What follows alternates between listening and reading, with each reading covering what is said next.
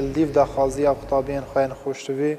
ما خولکا بیجن پیگهاندنی و خولکا فیربینا زمانی بو اقتابین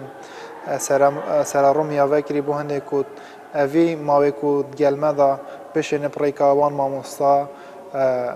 بابتن کو تینه دست نشان کرنت کو بواره سرکردایتی کرنا گنجا اف خوله قطابیت دا بجار نیزی که 400 قطابیانن دی بو ماوی بیشن 20 روزا بو 25 روزا بردام بدن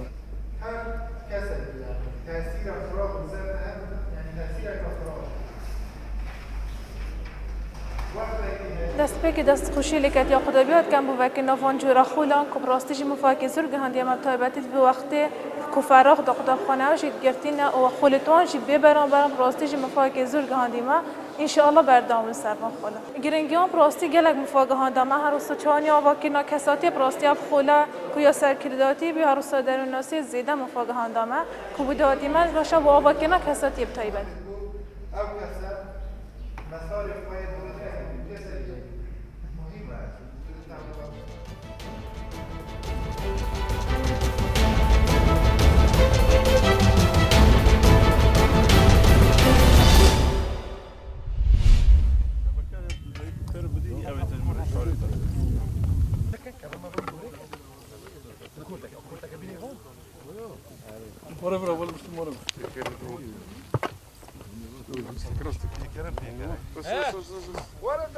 یکتیا پارێزەرên کۆبانê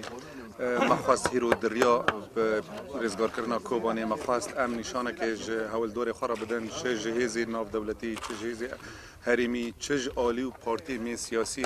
ku em bêle bikin em girêdiyayê bi erdê xwe ne mexwast hîro di vê rojê de em partî û alî siyasî û gel tov bikin li çandina dara li baxçê Rojavayê Kobanê من اسکی هزارداری به آلکاریا بلدیا کوبانی مچان متدا بیلکر کو یک دار نشان آشتیه و آدیان نشان گریدان ما بردیمه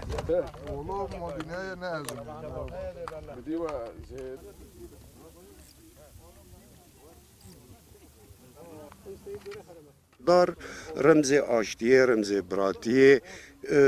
اف نامه هزین مین سیاسی جواک دکانه به هفدر کار بکه او ناکوکی تمعنه جیرا تنه ایدی به اخرن دبه اف یک ریزیا بلز پیکوره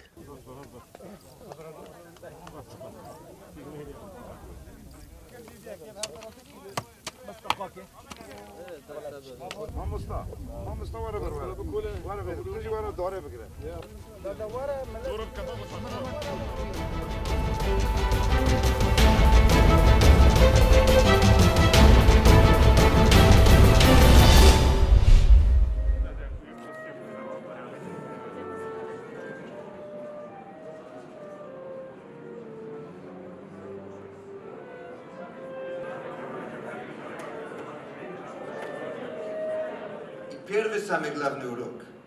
Надо понять и не позволить ему выступить с подобным утверждением. Каждый год Федерация еврейских общин России проводит мемориальную церемонию, памятную церемонию, посвященную памяти жертв Второй мировой войны и памяти жертв Холокоста. В Второй мировой войне было уничтожено 6 миллионов евреев, гражданского населения, только потому, что они были евреями. Фашисты уничтожали не только евреев, но они хотели уничтожить еврейский народ во Второй мировой войны.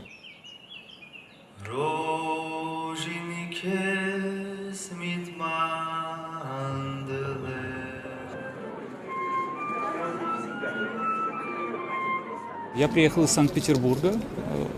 Я занимаюсь еврейской музыкой. Ну, я считаю, что это очень важное мероприятие для всего еврейского мира и для еврейской общины в России, потому что об этих вещах необходимо говорить, об этом нельзя забывать. И очень важно, чтобы люди помнили и напоминали себе и окружающим об этом.